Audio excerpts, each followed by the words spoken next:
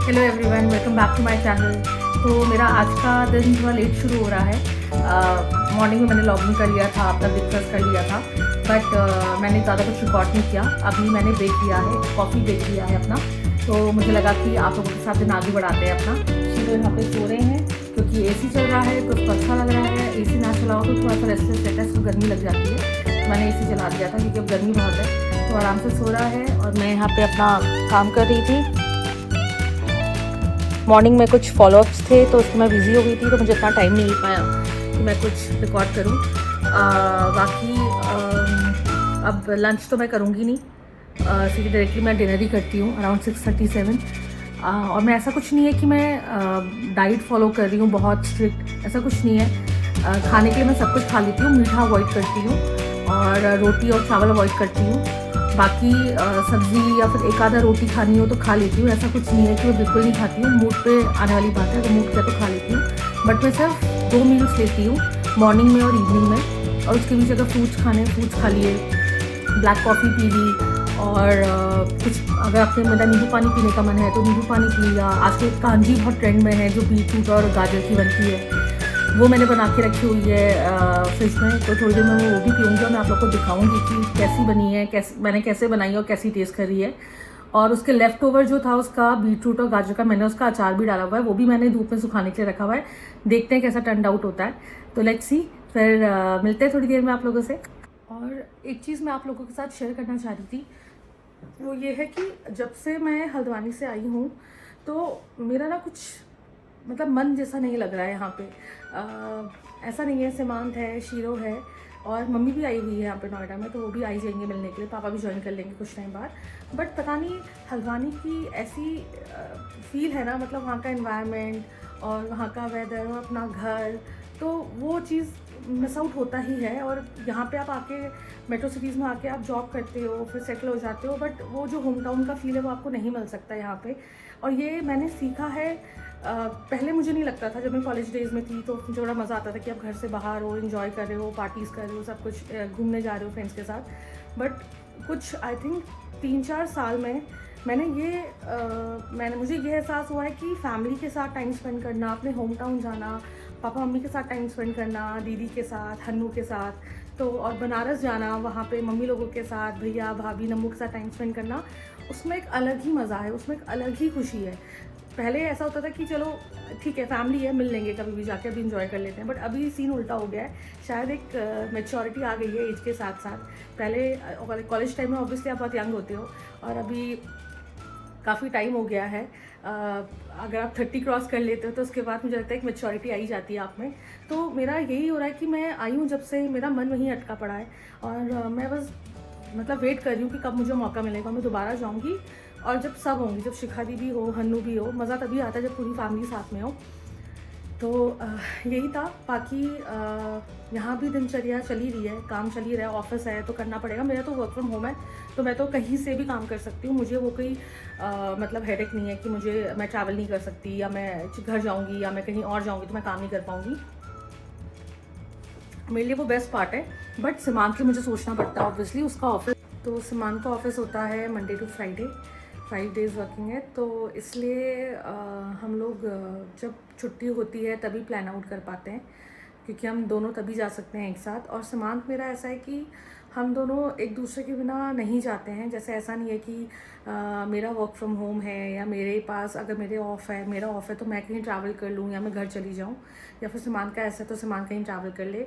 हम दोनों साथ में ही ट्रैवल करते हैं, हम लोग अकेले अकेले कभी ट्रैवल नहीं करते हैं सिंस 2009। आज 2026 है, 2009 से 26 तक हम दोनों ने कभी ऐसे अकेले अकेले ट्रैवल नहीं किया है। हाँ, अपने अपने घर जाना है, शादी से पहले की बात है, अगर अपने अपने घर जाना है तो ट्रैवल करते थे, पर शादी के बाद तो वैसा है कि अगर बनारस जाना है तो दोनों साथ जा रहे हैं, हल्द्वानी जाना है तो दोनों साथ में जा रहे हैं। तो ये हम दोनों का है। और बस यही था जो मैं आप लोगों के साथ शेयर करना चाह रही थी। बाकी आगे जैसा जैसा दिन बढ़ेगा मैं आप लोगों को थोड़ा बहुत आपको दिखाती रहूँगी। और बाकी मैंने सोचा कि मैं कुछ रील्स बनाऊँ। पहले मैं बहुत सारी डांस रील्स बनाती थी, मुझे डांस करने का बहुत शौक है, और ये शौक अभी का नहीं है, बचपन का शौक है। हम लोग चित्रहार, रंगोली देख के डांस करना सीखे हैं, मेरी बहन और मैं दोनों। तो हमें बहुत शौक है डांस करने का। ऐसा पॉसिबल ही नहीं है कि हम किसी फंक्शन में जा रहे हैं, शादी में जा रहे हैं, पार्टीज़ में जा रहे हैं तो हम डांस ना करें। वो अपने आप ही आपके कदम रुकते ही नहीं हैं, आपके पैर अपने आप ही एकदम थिरकने लगते हैं। अगर गाना सुनते ही, घर पे भी मैं अगर यहाँ पे कहीं गाना चला दूँ तो मैं रुक ही नहीं पाती। मैं ज़रूर डांस थोड़ा बहुत अपना कर ही लूँगी अपने जोन में आके, क्योंकि मुझे बहुत शौक है डांस करने का। तो पहले मैं बहुत डांस रील्स डालती थी, अभी मैंने बंद कर दिया है। पर मैं सोच रही हूँ कि मैं आज कुछ बनाऊँ, और अगर मैं कुछ शूट करती हूँ, मैं श्योर नहीं हूँ मैं कर पाऊँगी कि नहीं कर पाऊँगी, टाइम का भी देखना पड़ेगा, ऑफिस भी चल रहा है। तो अगर मैं कुछ कर पाई तो मैं बिहाइंड द सीन ज़रूर डालूँगी। कि एक डांस रील डालने में, देखने में बहुत ईजी लगता है, बट जब आप प्रैक्टिस करते हो स्टेप्स और एक प्रॉपर सेटअप करके और एक प्रॉपर आप ड्रेसअप करते हो, तैयार होते हो, मेकअप करते हो, तो लुक कैसा आता है और कितने एफर्ट्स लगते हैं, ये मैं ज़रूर डालूँगी। तो आप लोग देखिएगा।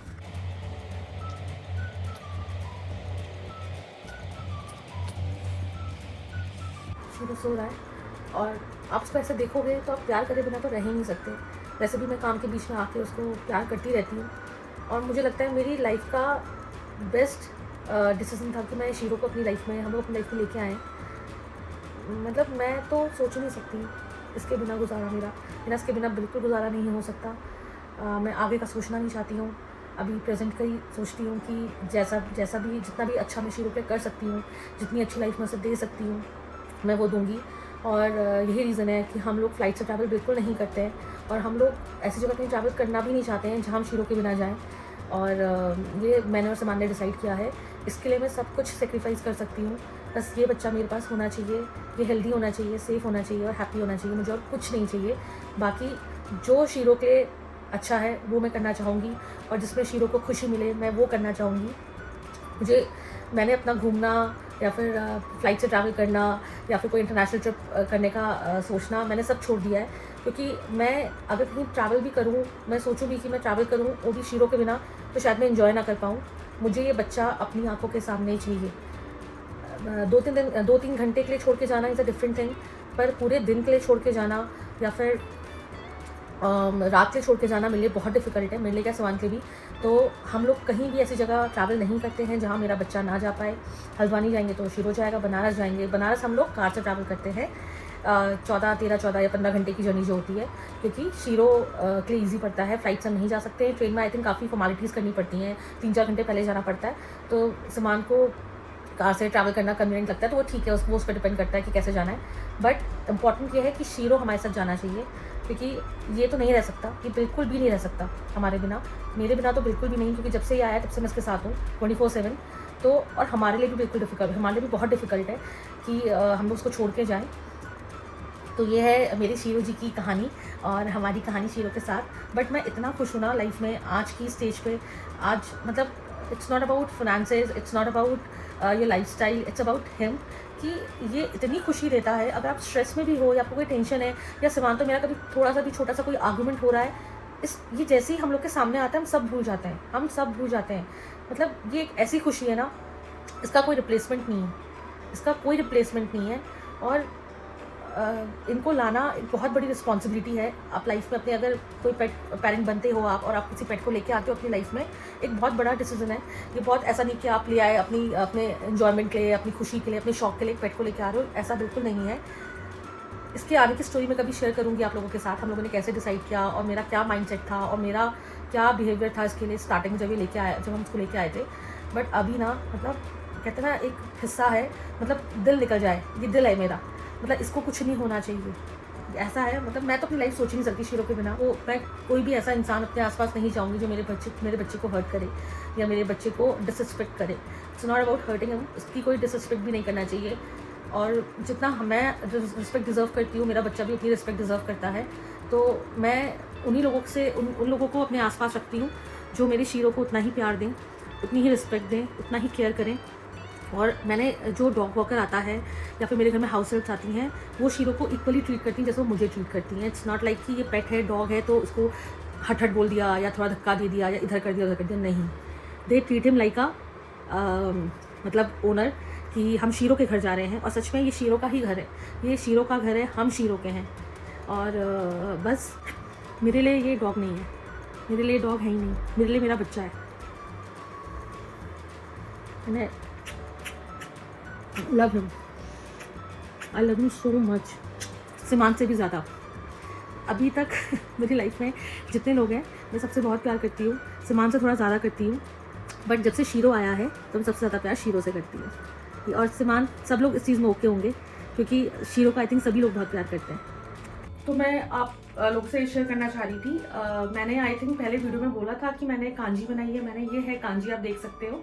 तो ये कांजी बेसिकली बनती है बीटरूट की, कैरेट की और मस्टर्ड सीड्स की, और इसको फर्मेंट होने के लिए रखा जाता है धूप में 3-4 दिनों के लिए। तो इसका बहुत एक टेंगी सा फ्लेवर आता है, बट मेरी कांजी में हल्का सा स्वीटनेस भी है क्योंकि मैंने जो गाजर यूज़ करी है शायद वो मीठी थी, और इसमें ब्लैक कैरेट्स यूज़ होती हैं, बट मैंने नॉर्मल रेड कैरेट यूज़ करी हैं। और बाद में जब आप इसको मैंने इसको फ्रिज में रखा था ठंडा होने के लिए क्योंकि अब गर्म तो नहीं पी पाओगे, और इसमें मैंने फिर ऊपर से ब्लैक सॉल्ट ऐड किया था। तो ये डाइजेशन के लिए बहुत अच्छी है, एक प्रोबायोटिक ड्रिंक आप बोल सकते हो।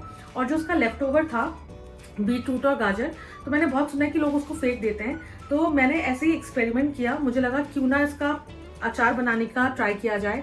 तो मैंने एक जार में ये जो भी लेफ्ट ओवर था इसका बीटरूट और गाजर, अगर आप देख सकते हो, तो मैंने वो एक जार में डाला। उसमें मैंने सरसों का तेल, मस्टर्ड ऑयल ऐड किया, और ज़ीरा, अजवाइन और सौंफ का पाउडर था वो मैंने ऐड किया, और हल्का सा सॉल्ट ऐड किया, उसको शेक कर लिया और उसको धूप में रख दिया। और अब मैं अगर टेस्ट करती हूँ तो बहुत अच्छा हो रहा है। बीटरूट थोड़ा सा आपको लगेगा, बट वो बीटरूट का जो स्मेल आता है ना वो चला गया है कांजी में से भी और अचार में से भी। तो मुझे तो बहुत अच्छा लगा है, और आई थिंक एक होममेड आपको अचार मिल गया, आप लोग ट्राई कर सकते हैं। तो यही मैं आप लोग को दिखाना चाह रही थी। सॉरी, मुझे हंसी आ गई, मुझे नहीं पता चला। मैं ये आपको शूट करके मैं रिकॉर्ड कर रही थी, ये कांजी जो भी मैं आपको दिखा रही थी, और मेरी नज़र पड़ी है नीचे फ्लोर पे। तो देखिए कौन है। हाँ, यहाँ क्या कर रहे हो? सुनो, हेलो हेलो सर जी, शीरो सर जी, आप क्या कर रहे हो यहाँ पे बेटा? शीरो नहीं सुनाई दे रहा ना? देखिए बिल्कुल नहीं सुन रहा है। हाँ, देख भी नहीं रहा है। अभी सुनेगा, आप नोटिस करिएगा। अच्छा चलो, ब्रेड दे देती हूँ। ब्रेड खाओगे या बनाना दे दूँ? मुझे तो समझ ही नहीं आता कि क्या किया जाए शीरो जी के साथ। इनके खाने का क्या किया जाए? क्या किया जाए तुम्हारे खाने का बेटा? खा लेगा फिर बोलेगा बाहर चलो। अगर आपने मेरा जो मैंने आज व्लॉग अपलोड किया है, अगर आपने वो देखा होगा कि इसे मुझे कल रात में 11 बजे भगाया रात में बाहर, तो यही इसका चलता रहता है। और मुंह ऐसा बना देता है कि आप रोक ही नहीं पाओगे अपने को। इसलिए मुझे लगा चलो ठीक है, थोड़ा सा दे दो। और आज तो ऐसे मैंने इसको ओट्स दिए थे, आज इसको राइस वाइस कुछ नहीं दिया है। तो हो सकता है ओट्स से शायद भूख लग रही हो, बट मैं कुछ नहीं दूंगी अब, चाहिए कितना भी अपना क्यूट फेस बना ले। इसका आज का हो गया कोटा पूरा, और इसको पता है मम्मा मुझे नहीं देंगी। मैं आप लोगों से बात कर रही हूँ तो ये सोच रहा है कि मम्मा फ़ोन पकड़ के किससे बात कर रही है, मैं तो नीचे बैठा हुआ हूँ। और उसको नहीं समझ में आ रहा है कि मैं रिकॉर्ड कर रही हूँ। और मुंह देखेगा फिर से, कितना सैड है, बहुत दुखी है। शीरो, शीरो, बहुत दुख है ना बेटा? बहुत दुखी हो, बहुत सैड हो? चलो आ जाओ, बाहर आ जाओ, बाहर आ जाओ बस। और अभी हम लोग सोच रहे हैं कि हम लोगों ने एक मूवी स्टार्ट करी थी, वॉर मशीन। किस में थी सामान? नेटफ्लिक्स में ना। नेटफ्लिक्स में तो हमने आधी देखी क्योंकि ऑफिस हो जाता है, फिर सामान ऑफिस से जिम जाता है तो लेट हो जाता है। आज सामान टाइम से आ गया था, बट मैं फ्री नहीं थी, मेरा कुछ ना कुछ काम पेंडिंग था, वो मैं ख़त्म करी थी, व्लॉग अपलोड करी थी जो सबसे इम्पॉर्टेंट है। और अभी थोड़ी सी मूवी बची है, आई थिंक हार्डली 40 मिनट्स की बची होगी, तो हम लोग आज वो ख़त्म करेंगे। और अगर आप लोग को एक्शन पसंद है तो आप जाके देखिएगा वॉर मशीन नेटफ्लिक्स में। मैं मिलती हूँ आपसे थोड़ी देर में। तो आज का व्लॉग यही एंड करते हैं। 11:15 हो गया है, नींद भी बहुत आ रही है, सोना चाहिए। और शीरो सो चुके थे, बट मैं व्लॉग एंड करने आई हूँ तो वो भी उसने भी घूमना शुरू कर दिया है। जब तक मैं जाऊँगी नहीं बेड पे सोने के लिए, वो सोएगा नहीं। तो आज के लिए इतना ही। Good night, thank you for watching, please like share and subscribe, bye bye.